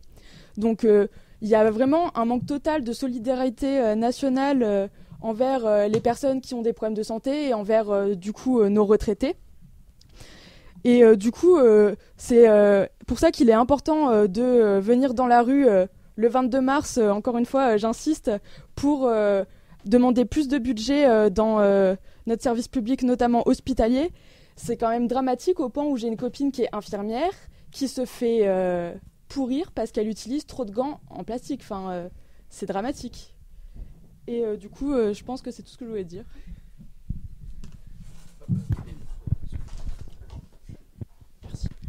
Merci. Effectivement, sur la sécurité sociale et la sécurité sanitaire, je pense qu'il faut revoir un peu ce qui se passe depuis septembre en France. C'est effectivement, vous l'avez rappelé, l'augmentation de la CSG, la baisse des APL et dans le même temps l'augmentation de l'ISF. Donc moi je tire une conclusion, c'est que c'est des choix très avérés de société qu'a fait ce gouvernement, celui de priver les plus précaires d'un pouvoir d'achat et d'augmenter les dividendes de d'autres. Et donc moi je veux juste parler de la sécurité sanitaire parce que je pense fondamentalement que c'est un enjeu d'intérêt public et d'intérêt général. Qui demande la mobilisation plus importante de moyens humains et surtout financiers. Quand on voit l'état de nos hôpitaux aujourd'hui, quand on voit l'état de nos EHPAD, il faut dire non aussi à l'épuisement professionnel, puisque c'est aussi un calvaire pour ces personnes de travailler dans ces endroits. Il faut se rendre compte, elles n'ont plus le temps de faire ce qu'elles aiment, c'est-à-dire privilégier l'humain. Et c'est ça la base des gens qui font ce genre de métier, c'est l'humain. Et aujourd'hui, on traite ces gens comme des cas qu'il faut aller vite. Et ça, c'est une absence de dignité complète de la part du gouvernement. Et donc, les hôpitaux, ils sont en train de craquer à cause de faute de moyens. Ce sont bien sûr les patients et les personnels qui en pâtissent, mais aussi ce sont les gens qui sont dans les milieux ruraux. Je suis très touchée. Moi, je viens de la Meuse, donc comme tout le monde dit d'où il vient. Donc moi, je viens de la Meuse, du 55. Et donc, on est face à une désertification médicale qui est complètement importante.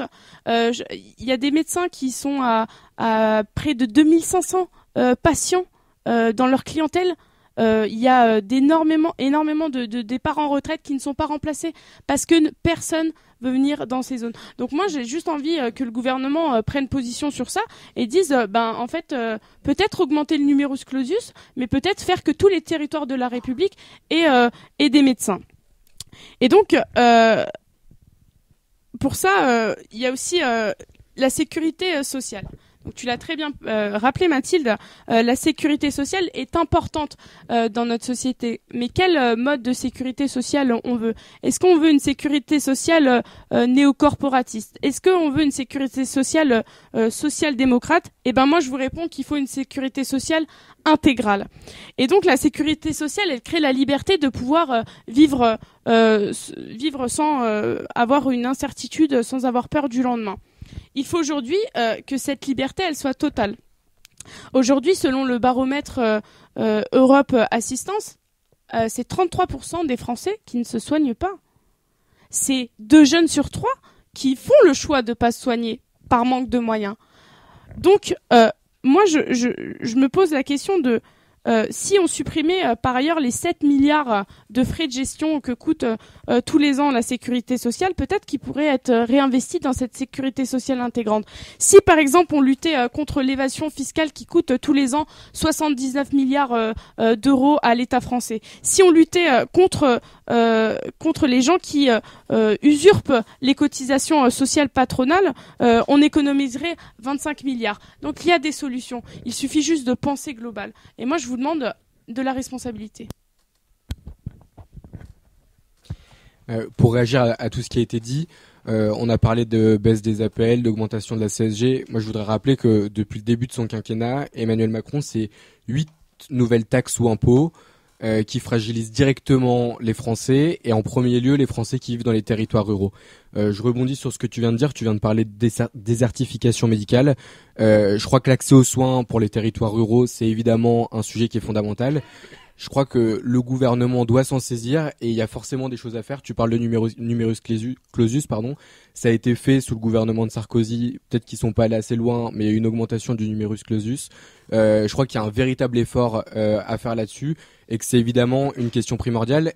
D'autant plus que on a quand même des problèmes au niveau des territoires qui sont maintenant particulièrement marqués, qu'on rencontre pas forcément dans les grandes métropoles. Là encore, je trouve qu'il y a quand même un décalage entre la politique qui est menée par le gouvernement Macron et la connaissance d'une réalité territoriale qui lui échappe visiblement.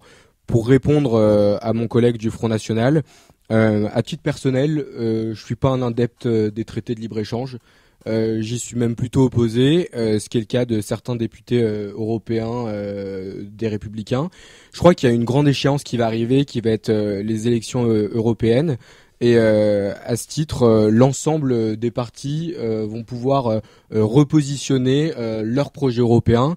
Il t'aura pas échappé qu'il y a effectivement également de nombreuses divergences au sein du Front National sur le projet européen, sur la question de l'euro, etc. T'aurais pu le mentionner, mais c'est sûr que c'est plus facile de t'attaquer aux Républicains. Mais oui, je pense que vraiment, et c'est dommage d'ailleurs que ça n'ait pas été un sujet abordé plus profondément aujourd'hui, mais on peut pas tout aborder non plus. Mais l'Europe, c'est un vrai sujet d'avenir, c'est une vraie question, et les jeunes que nous sommes et qui sont engagés doivent bien sûr s'en saisir. Vivement les élections européennes, vivement qu'il y ait un débat. En tout cas, moi j'ai toute confiance en Laurent Wauquiez pour clarifier la ligne des Républicains sur la question européenne. Oui, moi je serais plutôt court. Il y a 2 vrais problèmes, enfin en parlant de sécurité sociale et sanitaire, il y a 2 grands problèmes structurels auxquels l'État-providence est confronté, mais ça fait depuis des décennies maintenant. C'est que premièrement, financièrement, il est assis sur la croissance.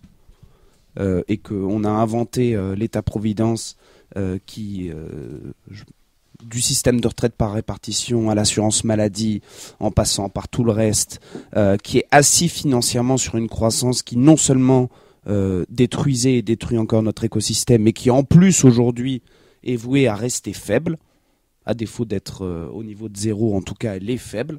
Et c'est pas les 1,9% de croissance de l'année 2017 qui changeront quoi que ce soit, parce que il suffit de regarder les courbes décennie après décennie, on a un régime de croissance qui structurellement est de plus en plus faible. Donc il y a la question du financement et surtout un État-providence qui a axé son action sur la réparation des inégalités au lieu de leur prévention. C'est tous les débats qui avaient agité notamment le mouvement socialiste il y a une quinzaine d'années sur est-ce que l'État doit seulement réparer les inégalités une fois qu'elles se sont accomplies ou est-ce qu'il faut aussi agir en amont, c'est-à-dire par l'éducation évidemment, ce que certains sociodémocrates appelaient l'égalité réelle tout simplement. Plutôt que de se contenter de corriger les inégalités à la marge, ou pas d'ailleurs, mais de corriger les inégalités une fois qu'elles se sont produites, de les prévenir en amont, par l'éducation, par la santé, et pas seulement par l'impôt typiquement.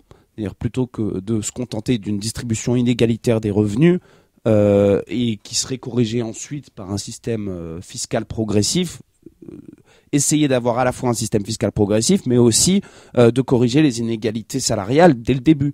Et c'est pas seulement les inégalités salariales hommes-femmes, c'est les inégalités salariales tout court. Et on a vraiment deux problèmes conceptuels de l'État-providence à ce sujet. On a vraiment le fait qu'on est fondé sur un régime de croissance qui n'est plus tenable, et c'est pas plus mal d'ailleurs, qui ne doit plus être tenable, et un problème conceptuel de rapport avec les inégalités. C'est-à-dire pas seulement avoir une vision a posteriori, de correction a posteriori des inégalités, mais aussi une correction en amont, et pas seulement se contenter de les réparer une fois qu'elles se sont produites. Alors moi je vais pas être très très longue sur ce sujet, je l'avoue. On a parlé de l'augmentation de la CSG, donc on parle ici d'une augmentation de 1,7% si je me trompe pas. Donc pour financer la protection sociale, il faut savoir que l'augmentation de cette CSG sera compensée par la baisse de charges sociales. On a parlé aussi, entre autres, de pouvoir d'achat, du régime pour les étudiants. Il faut savoir que il va y avoir une réelle augmentation du pouvoir d'achat des étudiants puisqu'ils vont, en réintégrant le régime général, ils passent d'une cotisation de 91 € à 217 €. Ce qui est, quand vous êtes étudiant, vous le savez, assez important dans votre budget. Donc ça, c'est quand même quelque chose à souligner aussi. Mon collègue du Front National a parlé tout à l'heure, par exemple, d'agriculture, d'Europe, etc. Je tiens quand même à remettre les choses dans le contexte. Aujourd'hui, l'Europe, c'est aussi la PAC, la politique agricole commune, et on est quand même le premier bénéficiaire en Europe. C'est quelque chose qu'il faut pas sous-estimer, je pense. Après, en ce qui concerne de manière plus générale la sécurité sociale, il faut aussi avouer que l'augmentation, on a remarqué donc en 2017 une augmentation de la masse salariale de plus 3,5%, qui a généré des recettes en plus pour la sécurité sociale, qui fait qu'elle s'oriente en 2018 vers un rééquilibrage du budget, et ça c'est aussi quelque chose qu'il faut mettre en avant, donc des choses positives qui avancent. Après, concernant la sécurité sanitaire et sociale, je pensais qu'on allait peut-être aussi aborder certains thèmes très actuels, comme les derniers scandales qu'on a vu avec par exemple Lactalis, entre autres. Je ne sais pas si vous avez, je pense que la plupart d'entre vous l'ont suivi aussi. Ça fait partie des sujets, disons, dans le top 5 des sujets de sécurité sanitaire. Là, je peux vous dire, par exemple, que le ministère, quand on parle de risques sanitaires, on parle aussi d'une réelle menace sur la sécurité alimentaire. Pourquoi ? Parce qu'aujourd'hui, la procédure, c'est l'autocontrôle. L'autocontrôle n'est plus suffisant. Donc, qu'est-ce qu'on propose, nous ? Le ministère de l'Agriculture propose de durcir les contrôles et de renforcer les obligations des entreprises agroalimentaires, puisqu'aujourd'hui, il faut, les membres du gouvernement l'ont dit, il faut les mettre face à leurs responsabilités. Il y a d'autres mesures dont je pourrais vous parler, comme la proposition du ministère de l'Économie de créer un site pour recenser les produits concernés par ces procédures de retrait et de rappel, pour encore une fois réagir plus rapidement, ce qui n'a pas été le cas avec le scandale de Lactalis, mais on a d'autres aussi scandales comme les œufs au fipronil, le médiateur, etc., etc. Et enfin, une dernière chose assez actuelle, le Conseil national de la consommation va remettre à la fin du mois d'avril des propositions d'action pour le retrait des produits en cas de crise sanitaire ou de malfaçon. Donc pour demander plus de transparence, c'est une demande de plus de transparence totale et de plus de réactivité au niveau des industriels. L'État propose à ce niveau-là aussi justement, certains ne sont pas d'accord avec ça, mais que ces industriels, que ces entreprises transmettent les résultats des tests défavorables à l'État pour qu'il y ait plus de transparence, et sera mis aussi en place un plan de contrôle spécifique sur la chaîne de production et plan de maîtrise. Donc pas mal de choses qui concernent un thème assez actuel qui est la sécurité sanitaire, qui concerne tout le monde, en partant des bébés jusqu'aux plus âgés, comme vous avez pu le voir. Donc c'est un thème sur lequel j'aurais aimé aussi vous entendre. Alors du coup, plusieurs points. Donc pour répondre à ma collègue de La République En Marche, donc c'est bien l'augmentation de la CSG, c'est 1,7 points, donc, et ça correspond à 20-25% d'augmentation en vérité. Donc nos retraités sont bien mis à mal.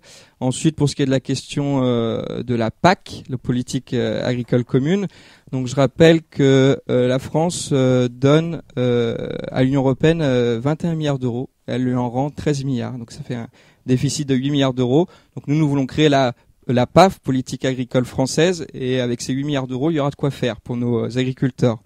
Ensuite, donc je l'ai rappelé, dans ma commune, donc on manque, enfin dans le milieu rural en général, on manque de médecins, et ça aussi c'est une conséquence de la politique de Monsieur Juppé dans les années 80, qui avait bloqué ce numerus clausus et qui pensait que s'il y avait moins de médecins, les Français iraient moins soignés, donc la sécurité sociale coûterait moins. Donc ça c'est intéressant aussi de le rappeler. Surtout que ce numerus clausus empêche beaucoup d'étudiants en première année de médecine d'accéder à cette belle profession, et en parallèle on fait aussi on fait venir des médecins venant des pays de l'Est. Ensuite, je me permets aussi de rappeler à mon collègue des Républicains qui a dit que Monsieur Macron depuis le mois de septembre avait créé à peu près 8 taxes. Il me semble que Monsieur Sarkozy était quand même pas mal aussi dans ce domaine-là pour la création de taxes et d'impôts. Après, tout le monde, je pense, a suivi le mouvement à HEH, où il y a beaucoup de soignants qui manifestent. Donc moi, je tiens à apporter mon soutien à tous ces soignants qui ne peuvent plus faire leur boulot correctement dans ces hôpitaux. Ensuite, on arrive à un point en France où nos retraités, des étudiants aussi, les personnes en situation de précarité ne peuvent plus se soigner. Ils font le choix de ne plus aller se soigner. Et en parallèle, on a cette aide médicale d'État pour tous ces migrants qui arrivent dans notre pays, à qui on donne 1 milliard d'euros. Imaginez ce qu'on aurait pu faire avec ces 1 milliard d'euros pour tous ces Français qui sont dans le besoin. Donc nous demandons bien évidemment la suppression de l'AME et en parallèle, mais vous le savez, toutes les pompes aspirantes de l'immigration. Ensuite, pour terminer, pour répondre à cette question de l'Union européenne, donc nous sommes très clairs. Nous avons un projet, c'est de créer l'Union des nations européennes. Donc si nous sommes profondément européens, et si nous sommes européens, c'est parce que nous sommes aussi contre cette Union européenne technocratique et on peut dire dictatoriale. Donc nous sommes très clairs, nous sommes en train de créer un grand rassemblement national justement pour ça, le camp des nationaux. Donc cette Union européenne qui nous voulons mute en Union des Nations européennes doit pouvoir respecter la souveraineté de chaque pays. Donc nous voulons retrouver bien évidemment toutes nos souverainetés. Et d'abord la première, je pense, qui est essentielle, c'est la souveraineté territoriale. Et cette souveraineté territoriale, je pense que on voit notamment les effets, néfastes, enfin l'absence de cette souveraineté territoriale, on en voit les effets néfastes, notamment à Mayotte, où nos compatriotes sont submergés par l'immigration clandestine, par tous ces Comoriens qui viennent sur ce territoire. Donc voilà, donc nous sommes très cohérents et pour ce thème-là, nous souhaitons bien évidemment nous encourageons toutes ces personnes qui manifestent dans les hôpitaux et tous ces soignants qui ne peuvent plus faire leur boulot correctement. Oui, pour rappeler dans un premier temps à mon collègue du Front National que Nicolas Sarkozy, c'était surtout le président des heures supplémentaires et du pouvoir d'achat pour les Français, et que ce serait bien de ne pas l'oublier et d'être un petit peu objectif de temps en temps. Pour réagir à ce qu'a dit ma collègue de La République En Marche, en fait, je suis stupéfait parce que vous parlez d'agriculture, vous parlez de PAC, et en fait, on a l'impression qu'avec Macron, on pense toujours avec un chèque au bout de la main. Mais nos agriculteurs, ils pensent pas qu'au chèque de la PAC à la fin du mois. Ils ont besoin de reconnaissance, ils ont besoin d'être valorisés, ils ont besoin d'être accompagnés dans la transformation de leur exploitation. Ils ont besoin qu'on arrête de les emmerder avec les normes européennes qui polluent leur quotidien. Et à ce titre, moi je voudrais rappeler que à la tête de la région Auvergne-Rhône-Alpes, Laurent Wauquiez, c'est pour celui qui a voté le plus large budget destiné à l'agriculture, qui a créé une certification avec le label La Région a du goût, et que lui est engagé au quotidien pour les territoires. Il y a peut-être des inspirations à prendre de la région Auvergne-Rhône-Alpes, mais d'autres aussi, dirigées pas forcément par des leaders les Républicains, mais ça serait bien que Emmanuel Macron redescende un petit peu dans les territoires de temps en temps. Ce qui me questionne beaucoup, c'est que tu parles de réglementation et tout ça, de contrôle, mais c'est passé à l'Union européenne, et je calme tout de suite ceux qui pensent qu'ils veulent sur l'Union européenne, mais Macron voulait le faire quand c'était Hollande, le président de la République, il voulait faire passer ce secret des affaires dans ses lois Macron, mais c'est pas passé. Et donc cette loi du secret des affaires permet justement que les grandes entreprises telles que Sanofi ou Monsanto brandissent cette loi pour qu'on ne les contrôle pas afin de se défendre. Du coup, je voulais savoir comment allait être réglée cette contradiction. Et ensuite, je trouve que toute cette attaque du service public, de la santé et de la sécurité sociale montre que le projet du gouvernement est une société tout sauf émancipatrice, c'est-à-dire que déjà, en fait, on ne parle pas de charges sociales, mais de cotisations sociales, parce que la sécurité sociale, c'est un système par répartition et de solidarité nationale qui permet l'émancipation individuelle et collective. Et en effet, c'est pour ça que, par exemple, on a un projet de sécurité sociale intégrale, où on veut, pour ma part, j'aimerais qu'il y ait un pré-salaire pour les étudiants et une retraite. C'est pour que les familles n'aient pas à... en tout cas pour que les étudiants et les retraités ne soient pas dépendants de leur famille, parce que quand un service public n'obtient pas d'argent, c'est à la famille de devoir le remplacer, et par exemple pour les EHPAD, de devoir s'occuper d'une personne âgée ou de devoir la soigner. Est-ce qu'on s'arrête peut-être là? Ou il y a encore... on va peut-être s'arrêter là. Moi, je veux juste dire un dernier mot. J'ai quand même l'impression que le débat s'est passé dans de très bonnes conditions. Je trouve, je remercie tout le monde pour leur contribution, leur participation. Mais j'ai quand même un petit peu l'impression d'être dans un combat avec le LR face au FN pour le vote rural, et un combat entre la France insoumise contre le PCF pour le vote ouvrier. Alors que ce que nous, on est plutôt dans d'une vision d'avenir, et on est plutôt dans une vision tournée sur l'avenir, et on constate plutôt ici une bataille pour récupérer le vote des uns et des autres. On est plutôt tourné sur une vision pour tous les Français, dans une démarche d'écoute et de prise en compte de l'avis des citoyens. Et d'ailleurs, je le rappelle, c'est la démarche aussi qui est mise en place pour notre grande marche pour l'Europe, qui sera lancée le 24 mars, pour écouter tous les avis, parce qu'on ne parle pas qu'avec les europhiles. Il est important aussi d'avoir un débat avec les gens qui ne sont pas forcément pour l'Europe, pour écouter ce qu'ils ont à dire sur ce sujet, ce qui marche, ce qui ne marche pas. Donc je vous invite, on viendra taper à toutes les portes, et aux vôtres aussi. Merci. Alors, je propose qu'on fasse des réactions en 30 secondes pour que ce soit agréable pour tout le monde. Non, juste te répondre qu'il n'y a pas de guerre pour récupérer les votes des uns et des autres, et que c'est quand même assez drôle que ça soit la représentante de la République En Marche qui nous dise ça, parce que s'il y en a bien un qui ratisse large et qui va et à droite et à gauche et chez les ouvriers, chez les patrons, et qui arrive à tout nous récupérer à la fois dans son discours, c'est bien Emmanuel Macron. Alors franchement, c'était la petite blague de la fin. Je sais pas si tu l'as dit sur le ton de l'humour, mais je le prends comme une plaisanterie, parce que sinon je trouve ça désolant aussi. Donc. De même, je pense que tu aurais pu au moins faire l'effort de modifier ce que tu avais préparé à l'avance, parce que pour ma part, la France Insoumise, c'est loin d'être des adversaires politiques, et avec Anaïs, on sera le 22 ensemble derrière la même banderole. Alors, pour conclure, terminer, 10 secondes, carrément. Moi, j'appelle la jeunesse à faire attention aux dangers de la politique mortifère de Monsieur Macron, mais également à la belle image que pourraient donner les Républicains, mais qui, je le rappelle, ont appelé à voter pour Emmanuel Macron au soir du premier tour, 5 minutes après le premier tour. Donc moi j'invite la jeunesse française à passer le pas, à s'engager auprès de nous. Si aujourd'hui le FN arrive fréquemment en tête du vote chez les 18-24 ans, ce n'est pas un hasard, mais bien une conséquence logique induite par un projet solide, crédible et viable que nous leur proposons. Nous sommes les seuls à leur proposer une France prospère, juste, viable, apaisée et durable. J'insiste, elle doit s'engager, elle doit pas avoir honte de ses convictions et elle doit venir participer avec nous à ce beau combat qu'est la défense de la nation, de son histoire, de sa culture. Et je terminerai juste par dire que nous les jeunes, nous n'avons que la France pour nous défendre et elle n'a que nous pour la défendre. Eh bien, du coup, merci beaucoup. Une dernière réaction. Une dernière.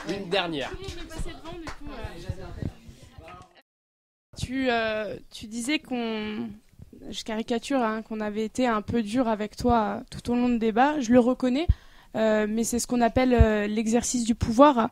Et lorsqu'on est au pouvoir, on a une responsabilité. Moi, je tiens à préciser et à remercier l'ensemble du débat qui s'est plus ou moins bien passé, parce que c'était un débat de conviction. Et c'est ça qui doit nous animer aujourd'hui. Quel est le thème de notre débat ? C'est quoi ? C'est les jeunes engagés. Restons engagés, restons remplis forts de conviction et soyons jeudi dans la rue.